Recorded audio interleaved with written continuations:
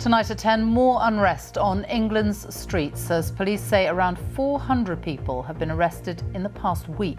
In Plymouth, police are trying to push back demonstrators tonight after protesters clashed with officers in riot gear. This was the scene at a hotel in Staffordshire yesterday. We hear from one of the asylum seekers inside.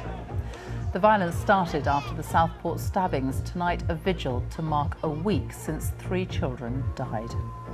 Also tonight, gold in cycling too as Team GB win the women's team sprint. We will have all the latest from Paris. And stay with us here on BBC News for continuing coverage and analysis from our team of correspondents in the UK and around the world.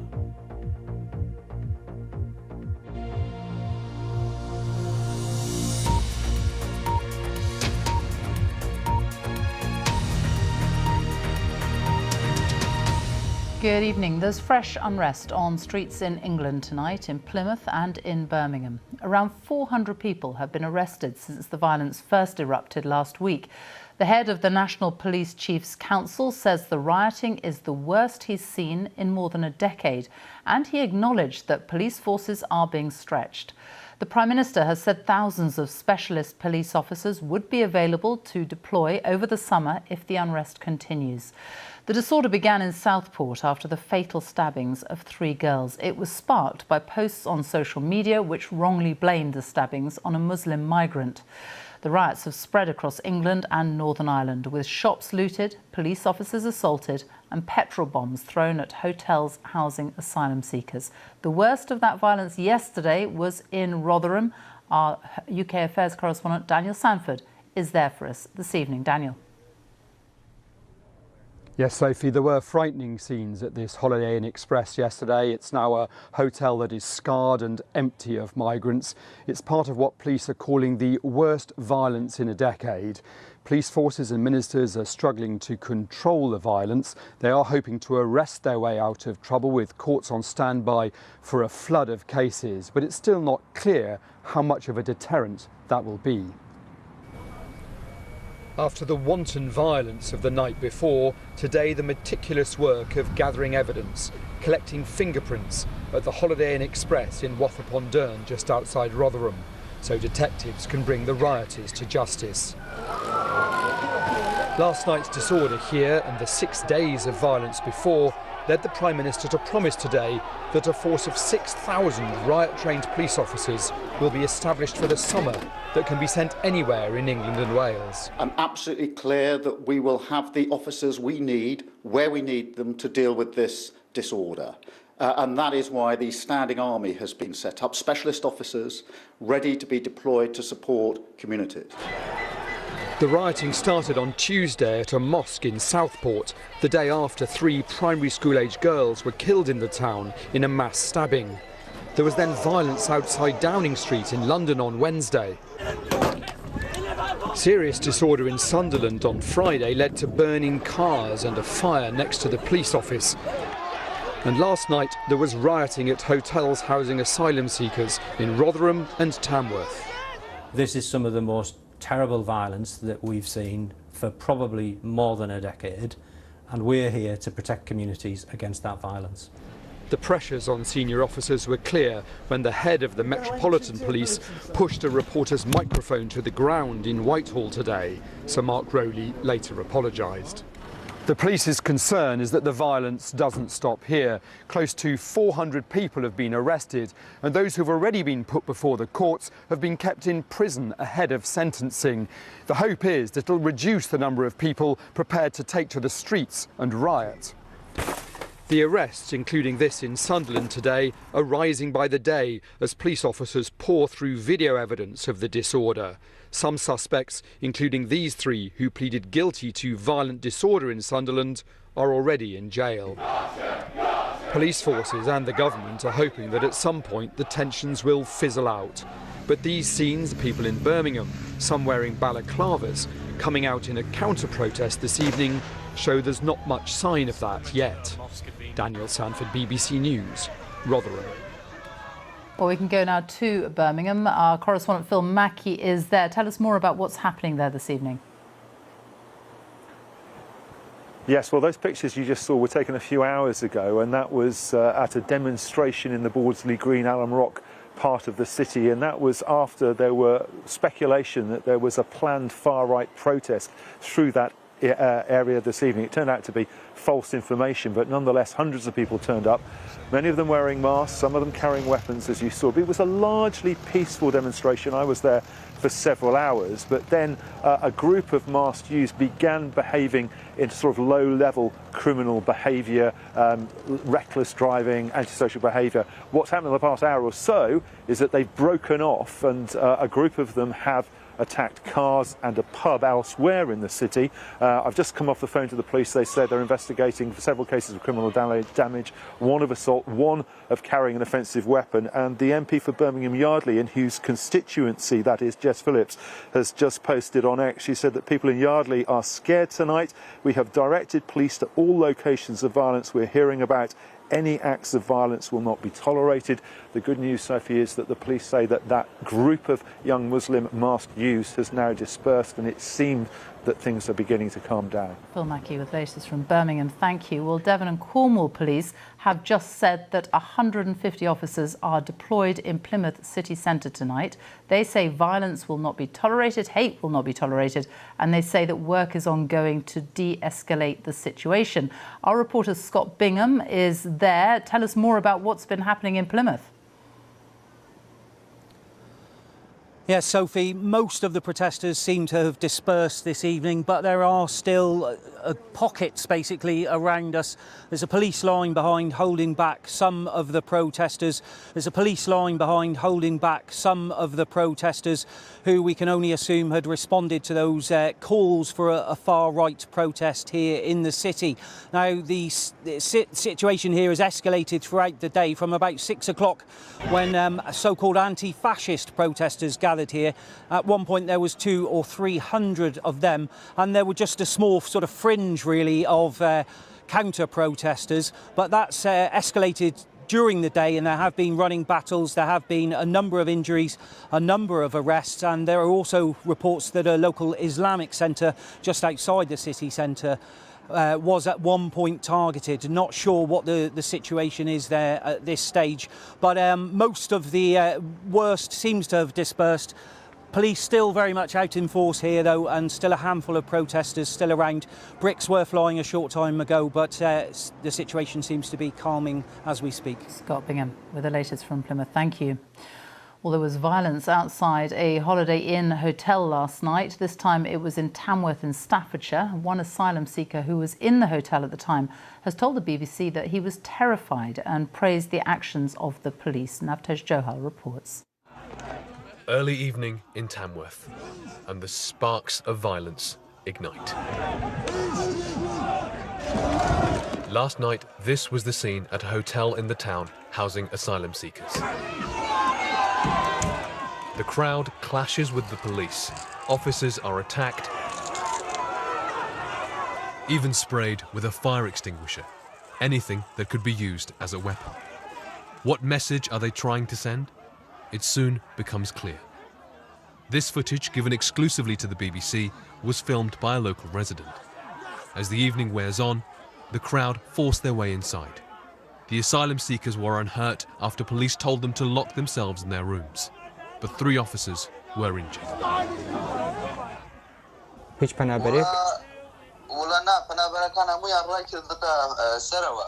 We've managed to find one of the asylum seekers who was inside the hotel last night. He's a Kurdish 17-year-old who was separated from his family by smugglers and arrived in the UK a month ago. He's speaking to us on the phone with a call arranged through a volunteer at a local charity. I was terrified. I escaped death myself from my home country and found refuge. And now here, I thought I was going to die last night. The asylum seekers all ran upstairs. It was good that police were here with us. He says there were more than 100 asylum seekers in the hotel who were taken to alternative accommodation in 3 buses in the early hours of the morning. What do you say to people who oppose public money being spent on asylum seekers to live in hotel rooms? I was forced to escape. I want to have a peaceful life. I'm not after money. I just want to live. Just live. What would you like to say to the police officers who tried to protect you? Until the day I die, I won't forget their help. The police helped us a lot. Today, the council and local residents have been clearing up last night's mess. I'm really sad. It's really upsetting to think this has actually happened on the doorstep of where I live. I don't understand the mentality of it one iota, and I don't understand people coming down just to watch last night either. I was amazed to see people, and some people that I knew with families down here watching. The damage will be repaired, but the scars of what this incident has done to the town will take longer to fade. Navtesh Johal, BBC News, Tamworth. So around 400 people have been arrested since the rioting in towns and cities in England began a week ago. Some of those charged have been appearing in court already today. Daniel De Simone joins me now. What more do we know about those who have been involved? There's a whole range of people involved. We've had various first appearances today. We had a boy of 14 up to an OAP of 69. They're charged with a range of offences, including violent disorder. The former head of counter-terrorism policing today told us he thinks some of the offences should be looked at as terrorism. It actually crossed the threshold into that, and that his successors should be investigating it as that. And a lot of this is being instigated online. And probably the most influential instigator of it all is Tommy Robinson, real name Stephen Yaxley Lennon, a really sinister and ludicrous figure, frankly, who is currently away in Cyprus, hiding, tweeting inflammatory material online, and he's sitting on a sun lounger in Cyprus tweeting away. And Neil Bass, who also said, the former head of counterterrorism, he feels that social media companies need to get a grip of this because it's effectively become a lawless space where people like Tommy Robinson have free rein. Daniel De Simone, thank you. Well, in Greater Manchester, Bolton remains tense after rival groups faced off in the town centre over the weekend and had running battles with mounted police. From there, here's Seema Katecha. This was Bolton yesterday. Fireworks and bottles were flung into the air as violence quickly spread through the town centre. A day later, and immigrants like restaurant owner Arif are struggling to fathom what happened. Believe me, it was not safe, and a lot of people throw stone, big stone, in the people in the street. The racial tension rippling through parts of the town is palpable, with some locals worried for their safety. If family says, stay in now, even my own kids, sons, that Mom, don't go out this weekend. It's very, very sad to see that. I mean, people are scared going to mosque. His wife condemns the violence, but says there should be fewer people coming here illegally. They need to put a stop in it. We're full. No, that we're just full. Do you know what I mean? We need to sort the people, the British people that see it. Get these people off the street, put them in hotels. It's a different scene this afternoon, but more than 24 hours ago, this is where the violence started. Anti-immigration protests took place outside the town hall, but around half an hour later, hundreds of men wearing balaclavas and masks charged towards the building. Some had waved England flags while others chanted Allahu Akbar. Both sides at times engaging in violent disorder. It's made young people like Hamza rethink their place in British society. They've made me Rethink their place in British society. They've made me feel like a way that I shouldn't be made to feel, something like a foreigner. And I don't want to be made to feel like that, you know. I'm part of this country as well, just as much as they are. So I think there should be a sense of unity between all of us, not just, you know, it's their country or anything like that. It's all of our countries. We should all live together. Seema Katecha, BBC News, Bolton. Well, Katie Razzle will have more on the unrest on Newsnight on BBC Two shortly. Thanks, Sophie. We'll be asking, do politicians bear any responsibility for the violence across the country? And are the government and the police doing enough to keep us safe? That's Newsnight, 10:30 on BBC Two, BBC News and iPlayer. A vigil has been held in Southport this evening, a week after 3 children were stabbed to death there. 9-year-old Alice de Silva Ajar, 7-year-old Elsie Stankham and 6-year-old BB King. 8 other children and 2 adults were also injured. A 17-year-old boy has been charged with their murder and attempted murder. Fiona Trott reports. It's what children love to do. So what better way to remember those 3 little girls? And it means so much to the family of Leanne Lucas, who was running the class that day and tried to protect them. I think it's amazing, wonderful to see. Puts a smile on my face every day. Seeing the likes of this every day just makes you feel so much better. What would you say to people in Southport? What would you say to them? Thank you. Thank you. I'll hold my hands up to every one of you. Thank you. It's heartwarming. It's just so nice to actually see. But as well as thanks, there are feelings of anger at the violence seen on the streets. Disgusted. Highly disgusted. Some of the people there, I even knew some of the people there. It's pathetic. You knew some of the people that were out Yeah, well, some of the pictures I've seen, yeah. What would you say to them if they were here? Just stop it. Just stop it. It's pathetic. Leanne's recovering at the moment. If she knew what was happening out on the streets, what do you think she would say? She'd go mad. She'd go mad. Jan and daughter Ellie were also here today. They've organised parties for many of the victims and have tried to help in the best way they can. We had some bracelet making stuff. Because we do Taylor Swift parties, so we had all the Taylor Swift gear. Yeah. So I just came down with a little mat and brought all the bracelet making stuff down. Everyone's going to stick together and everyone's going to, it's going to be the best Southport has ever been. Yeah, the strongest. The strongest, sure. yeah, definitely. Come out of it stronger. Yeah. The police say Leanne's now been discharged from hospital, a huge moment for the family. Can't wait. Tell me. Can't wait, honestly. I really can't wait to see her. Can't wait to just tell her she's my little hero. Fiona Trott, BBC News, Southport. There's been turmoil on financial markets around the world over fears that the US economy is slowing down. Stock markets have been faltering across Europe following slumps in Asian markets overnight. US stock markets opened down sharply this morning. Our chief economics correspondent Darshini David is with me now. How much of an impact is it having? Well, Sophie, many people won't think of themselves as investors, but if you've got a pension fund, for example, you will have been affected by this, the slump in the FTSE 100, which you can see there, down to levels last seen in April, and all stemming really from concerns happening far from our shores, because this has been a global slump in markets. Now, we can see how some of those markets have closed, including the US market in the last few hours or so. You can see that down sharply. And this is stemming really, triggered by some data in the US, which suggested to some there could be a sharp slowdown. Now, economists say the risk of a recession there is still quite small, say 1 in 4. Having said that, remember, 1 in 7 of every pound spent in the global economy comes from American consumers. Any kind of slowdown there impacts the demand for goods worldwide. On top of that, you've got that rise in global stocks recently, which now investors think went too far. So they're falling back too. And if you look at Japan, you can see that particular slump there. They've got some specific problems relating to the yen's value, which has caused problems for investors and potentially the economy as well. So we've got a perfect storm there of unsettling factors. A lot of traders are away on holiday too, so the number of shares trading hands actually quite low, which does cause some issues. It amplifies swings. So are we at a turning point for the markets? It's probably more a case of investors adjusting to a reality not quite as rosy as they thought.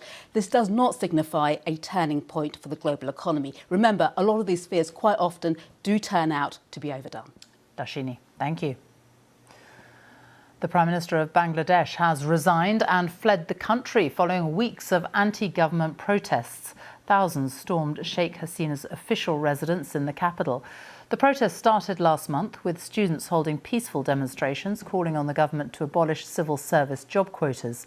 The protests then turned into a wider anti-government movement calling on the Prime Minister to stand down. 300 people have died in the clashes. More than 90 were killed yesterday alone. Bangladesh's army chief has taken control and says he's forming an interim government. From Delhi, Samira Hussain reports. Demanding justice, they came by the thousands, calling for Sheikh Hasina to leave. And today, the protesters got what they wanted. In an address to the nation, the army chief said the prime minister has left the country and that an interim government will be put in place. For weeks, the country has been mired in violence, a swift and deadly crackdown on anti-government protests by police. Hundreds left dead, many more injured. Sheikh Hasina's tenure was marred by allegations of human rights violations, election rigging, the murder and jailing of political rivals. Jubilation now that her iron grip on Bangladesh has ended, but that quickly turned to vandalism. Huge crowds storming and looting her official residence. We lost our freedom of speech, we could not speak our mind, and today you can see everyone is out here. So I am here to celebrate this win, and we must believe and we must never forget that if you speak the truth, you should never fear to win, and we must believe and we must never forget that if you speak the truth, you should never fear. Despite pleading for calm, chaos remains. The autocratic leader may be gone, but Bangladesh's troubles are far from over. Samira Hussain, BBC News, Delhi. To the Olympics now, and Team GB have added to their medal haul, including 2 more golds. Keely Hodgkinson ran an amazing 800 metres to comfortably take the top spot, and the women's cycling team had an historic win on the track. It means that Great Britain is back up to 5th in the medals table, sitting just behind the hosts, France. Well, let's join Natalie Perks, who is in Paris for us tonight. Natalie. Yes, it was a glorious night at the velodrome, and here at the track it was the medal Keely Hodgkinson craved the most. She was the World, Olympic and Commonwealth silver medalist, always the bridesmaid, but tonight it wasn't even close. She simply blew the rest of the field away to end her wait for a global title and become only the 10th British woman in athletics history to win Olympic gold. It's the life-changing moment. In the balmy evening heat, fans came decked out for glory. For friends from home, the anticipation was building. We are really nervous for her, but just because it's also exciting, so it's kind of like butterflies, like what's going to happen, but we kind of know what's going to happen.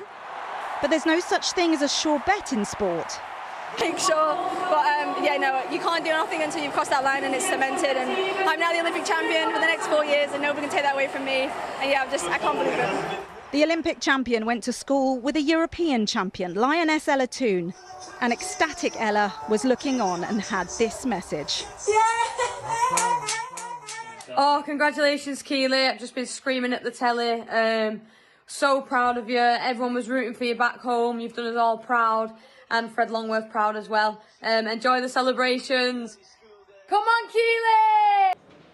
Well, elsewhere, Britain had a brilliant night at the velodrome, winning the first final they contested, the women's team sprint, in a world record time. There were silvers and bronzes too in the kayak slalom and the mixed triathlon team relay, as Katie Gornall now reports.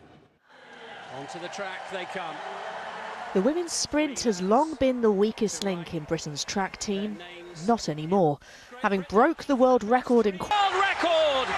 The emotion was overwhelming as Sophie Capewell's thoughts turned to her late father, Nigel. The support, the journey to get here, for everyone has been up and down. Like, I've had my own personal battles. I wish my dad was up in the stands watching it. He was! But I know he's super proud of me. And never mind who gets in your way. Joe Clark won gold in slalom in Rio, but this is a new event in Paris. He muscled his way to silver. Kimberly Woods was on for gold, but here at the top of your screen, she got held up in a rapid. She recovered to win bronze. The crowd are amazing, and then having to run down after Joe straight after and see him win a medal as well. So proud of myself, but also proud of the team. For silver! The USA edged it by the narrowest of margins. I'm so proud of these guys. They put in 100%, and what an amazing day. So another golden day for Team GB, and with the track cycling only just beginning, expect more to come. Katie Gornall, BBC News, Paris. Now, a series of errors ended Simone Biles's bid to add more Olympic gold to the 3 she's already won here in Paris. The 27-year-old, who's the most decorated gymnast in history, fell off the beam to finish 5th in what she called beyond her wildest dreams. Now, the boxing scandal engulfing these games rumbles on here. 2 boxers are guaranteed medals despite being banned last year by the International Boxing Association for allegedly failing gender eligibility tests. The International Olympic Committee, who cleared the fighters to fight here, has questioned the validity of those tests. And today, at a Times shambolic press conference, the IBA defended those tests, claiming they showed both boxers shouldn't fight in the female category. Here's our sports editor, Dan Rowan.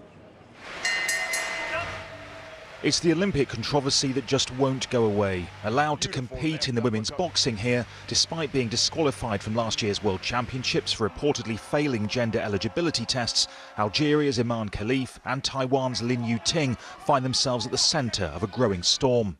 Today, at a sometimes chaotic press conference, the IBA promised more details. Appearing via video link, its Russian president attacked the IOC, which has suspended the governing body and has questioned the validity of the tests in 2022 and 2023 that led to both fighters being banned. Both boxers were asked to take a further blood test. It demonstrated the chromosomes that we refer to within the technical competition rules that make both boxers ineligible within the technical competition rules that make both boxers ineligible. Whilst the IOC have had that information previously, they haven't done anything with it. The IBA claimed at the request of the boxers' respective National Olympic Committees no more details could be given, although its former medical chief had this to say about Khalif. The medical result looks and say the laboratories that this boxer is male. Khalif has always insisted she is a woman and today called for an end to the global scrutiny over her biological sex. It can destroy people. It can kill people's thoughts, spirit and mind. And it can divide people. And because of that, I ask them to refrain from bullying. The IOC, meanwhile, which is running the boxing competition here but has come under pressure to adopt stricter gender eligibility criteria, questioned the validity of the IBA's tests. I can't tell you if they were credible or not credible because the source from which they came was not credible and the basis for the questions was not credible. The IBA insists it's trying to protect women's sport, but the IOC suspended the Russian-led body in 2019 over governance and integrity issues, stripping it of its official status last year. What assurances can you give, and can you really be trusted as an organisation, given that trust is at the heart of this? There is no conspiracy theory. We don't have a conspiracy theory. That's not what it's about. I don't tell lies. There's no requirement for me to tell lies. This dispute has reignited the debate over how sport should balance inclusion with fairness and safety in women's competition. And with both Khalif and Lin now just 2 wins away from gold medals, it's a row that threatens to overshadow the remainder of these games. Dan Rowan, BBC News, Paris. Now, would you like to see a real-life Spider-Woman? Of course you would. Speed climbing sees athletes scaling a 15-metre high wall against the clock, and Poland's Alexandra Miroslav also saw a world record here in the pole vault. Again tonight, Mondo Duplantis just keeps literally raising the bar. Tomorrow here we'll see the 2 fastest British women in history, because both Dina Asher-Smith and Daryl came through their semis to make the 200-metre final. Plus the rivalry will be renewed between the British world champion Josh Kerr and the Olympic champion Jakob Ingebrigtsen in the men's 1500-metre final. Sophie. We will. This programme continues on BBC One.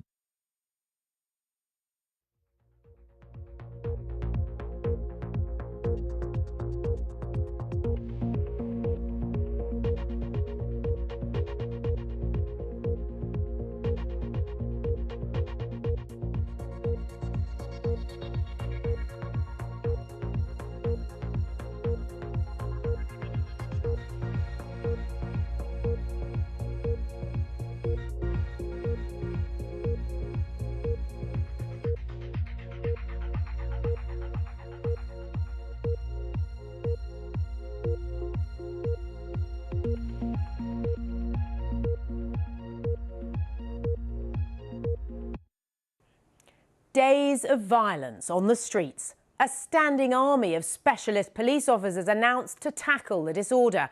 But is enough being done to keep us safe?